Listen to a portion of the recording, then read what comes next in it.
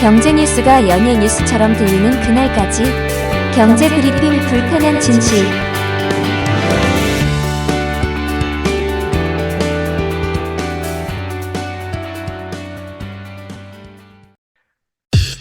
EPD의 픽. 말을 믿지 말고 행동을 믿어라. 인생 선배들의 이런 조언 한 번쯤은 들어보셨을 거예요. 말만 믿었다가 된통당했다. 이런 얘기 많이들 들으셨잖아요. 실제로 오전에 한 말을 오후에 뒤집는 양심 없는 사람들. 너무나 많죠. 요즘 뉴스에서 쏟아지고 있지 않습니까? 이런 사람들 때문에 당한 마음의 상처는 이루 헤아릴 수 없을 정도이기도 하고요. 그런데 경제방송에서 갑자기 이런 철학적인 이야기를 꺼낸 이유가 뭘까요?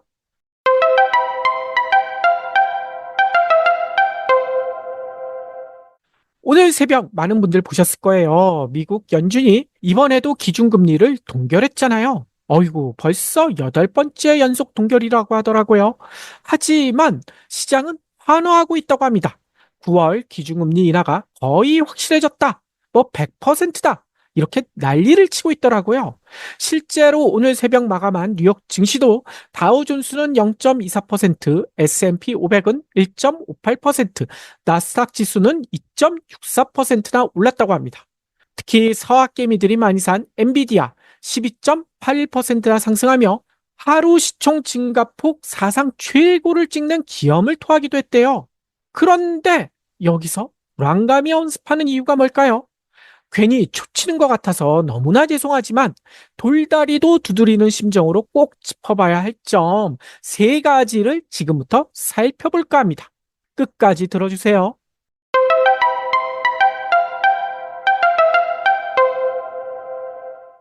첫 번째, 파월은 비둘기파. 오늘 새벽 많은 언론들이 파월 연준 의장이 비둘기 발언을 내놨다라고 환호하고 있더라고요. 앞서 얘기처럼 9월 금리 인하를 시사했기 때문이겠죠. 특히 언론들은 기자회견에서 했던 파월 연준 의장의 말에 주목하고 있는데요.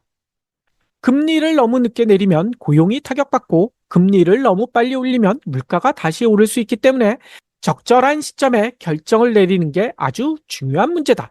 지금은 물가와 고용은 우리가 그간 보길 원했던 딱 좋은 추세를 보이고 있고 더 이상 고용 냉각은 원치 않는다. 이렇게 얘기했다는 거예요. 이에 대해 언론들 사실상 다음 금리 결정 시기인 9월에 금리 인하를 하겠다라고 시사한 것이라고 분석을 하고 있더라고요. 하지만요, 이어서 한 말이 좀 찜찜하더라고요. 이어서 파월 연준 의장 뭐라고 했냐면요. 경제 지표가 현 수준으로 유지되는 테스트가 충족된다면 9월 회의에서 정책 금리 인하가 논의될 수 있다. 단순한 숫자가 아니라 데이터의 총체성, 생성되는 전망, 위험, 균형 이거 모두 고려해서 결정하겠다. 아니, 여러분들은 이 말 어떻게 받아들여지시나요? 이 말대로라면 9월 금리 인하 가능성 높다고 보기에는 좀 무리 아닐까요? 일각에서는 이런 파월의 발언이 비둘기파적이 아니라 매파적이다라는 지적까지 하고 있습니다.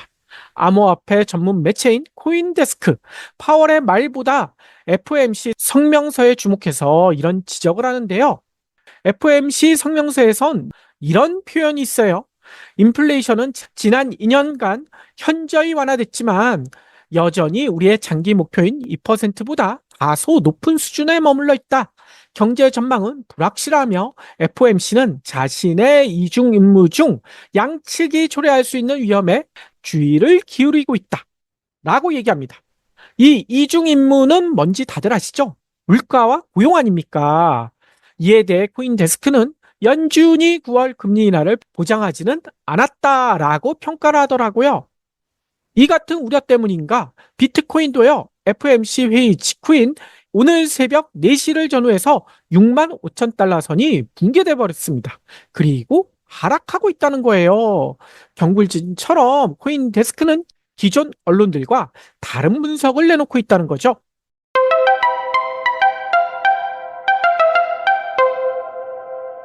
우리가 파월의 입이 아닌 행동에 주목해야 할 두 번째 이유.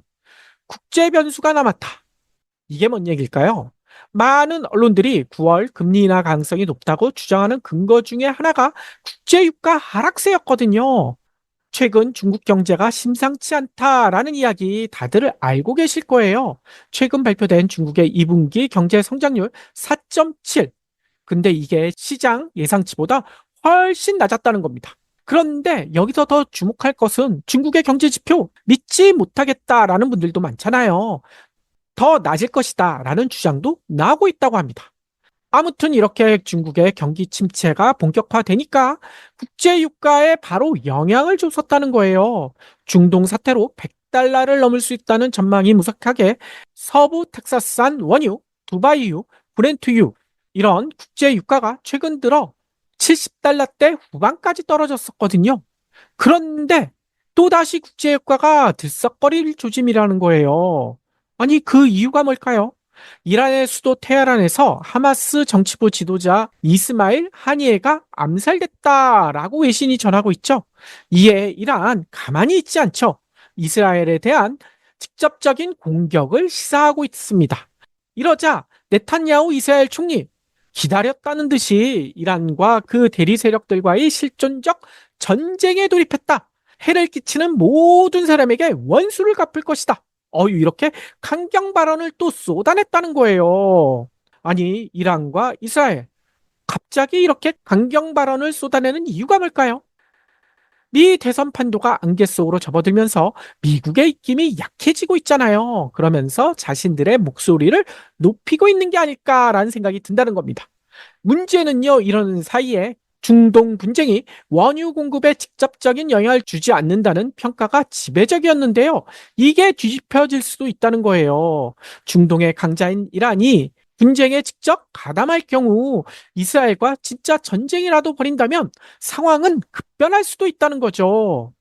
그런데 이 상황에서 우리가 주목해야 될 점이 있습니다. 바로 미 행정부의 태도. 이 재선을 포기한 바이든 행정부의 태도가 과거와는 다르다는 거예요. 그간 해외 테러 공격, 특히 중동에서 발생한 사건의 배후 추적에 꺼리낌이 없었었거든요. 하지만 이번에는 이상하게 모르쇠로 대응하고 있다는 거죠. 다들 아시다시피 바이든 대통령 아프가니스탄에서 굴욕적으로 철군했잖아요. 하지만 우크라이나 러시아 전쟁, 하마스 이스라엘 전쟁 이거 막지 못해서 비난을 크게 받아왔거든요. 근데 이제 이란까지 전쟁에 참전하게 된다면 바이든 행정부 그야말로 큰일 수밖에 없지 않습니까? 정말 트럼프가 지적한 대로 최악의 대통령이다라는 오명도 뒤집어 쓰고요. 11월에 있을 미 대선에도 영향을 줄 수밖에 없다라는 판단이 쓸 수밖에 없다는 거죠. 그래서 현재 바이든 행정부 이러지도 저러지도 못하고 있는 것으로 보인다는 거예요. 따라서 국제 유가 한동안 불확실성에 요동칠 수밖에 없어 보인다는 겁니다. 그러면 물가도 들썩거릴 수밖에 없고 미 기준금리의 향방도 달라질 수밖에 없지 않을까요?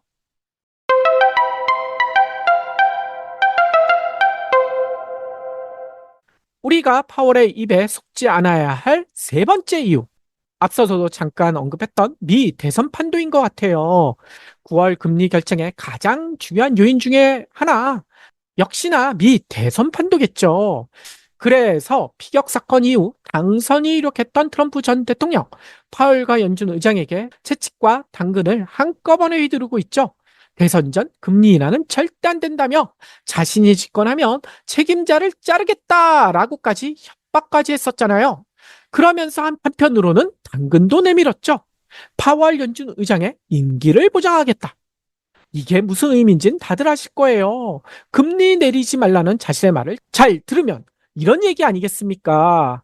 아무튼 이런 트럼프의 반응에 대해 파월은 표면적으로 신경 쓰지 않겠다라고 못 받고 있더라고요. 특히 오늘 기자회견에서도 이렇게 강조를 했습니다. 다시 말씀드리겠지만 우리는 어떤 정당이나 정치인, 어떤 정치적 결과를 지지하거나 반대하기 위해 우리의 도구를 사용하지 않습니다. 여기서 언급한 우리의 도구, 뭔지 다들 아실 거예요. 기준금리 결정이잖아요. 그런데 여기서 살펴볼 점이 하나 더 있는 것 같아요.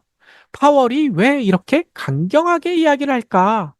한때는 버리는 카드다라는 비아냥까지 받았던 해리스 민주당 대선 후보. 최근 상승세가 예상을 뛰어넘고 있다라는 이야기가 많이 나고 있죠. 트럼프에게 뒤졌던 여론조사도 최근에는 앞서는 것으로 나타나고 있고요. 오늘 로이터 통신이 공개한 여론조사 결과 해리스의 지지율은 43, 트럼프의 42%보다 1%포인트 앞섰다고 합니다. 지난달 26일 CNN과 여론조사 기관 SSRS가 발표했던 여론조사에서는 46대 49로 뒤졌었거든요. 이를 일주일 만에 역전한 셈이라는 거예요. 특히 여기서 주목할 점도 있어요. 경합주 여론. 다들 아시다시피 미국은 특이한 선거 제도를 가지고 있죠. 그래서 전체 지지율에서 앞서도 경합주에서 뒤지면 패배할 수도 있잖아요. 예전 힐러리가 바로 이 특이한 선거 제도 때문에 패배를 맛보지 않았습니까? 그래서 이 경합주 여론이 매우 중요한데요. 블룸버그 통신과 모닝 컨설트가 이 경합주 7곳에서 실시한 여론조사 결과 어이구 놀라운 수치가 나왔습니다. 해리스가요 무려 4곳 미시간, 애리조나, 위스콘신, 네바다에서 트럼프를 앞서는 것으로 나타났다는 거예요. 특히 미시간에서는 지지율 격차가 무려 11%포인트나 벌어지기도 했고요. 그리고 펜실베니아, 노스캐롤라이나 이 두 곳에서는 트럼프가 위를 점했고요. 나머지 한 곳, 조지아에서는 동률을 기록했다고 합니다. 따라서 7대2로 해리스가 앞서고 있는 거 아니에요.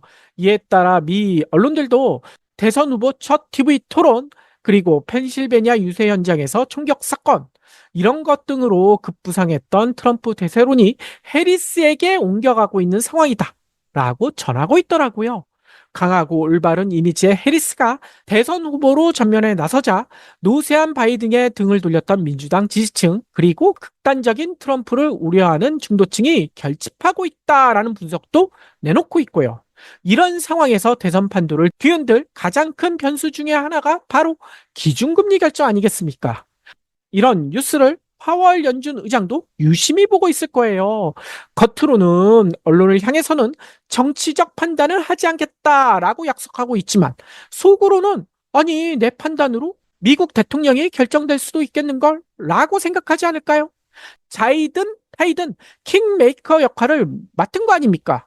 따라서 파월 연준 의장이 어떤 판단을 내릴지에 대한 관심이 집중될 수밖에 없다는 거예요. 민주당, 공화당, 양당에서 압박도 매우 세게 할 테고요. 그런데 여기서 주목할 점은요. 9월 금리 결정 언제인지 혹시 아시나요? 우리 시각으로요. 9월 19일 새벽입니다. 무려 지금으로부터 한 달 보름 이상 남았다는 거예요.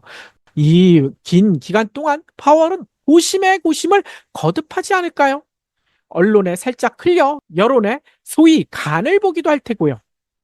그 사이에 트럼프에 유리한 여론조사 결과가 나오면 마음이 또다시 바뀔 수도 있다는 거예요. 금리를 내리지 말라는 트럼프에게 또 다른 당근을 약속받을 수도 있고요. 바로 이 점 때문에라도 우리가 파월의 말이 아닌 행동에 주목해야 하지 않을까요? 따라서 파월이 진짜 기준금리를 내리기 전에 김칫국부터 마시는 일은 안 하는 게 좋을 것 같습니다.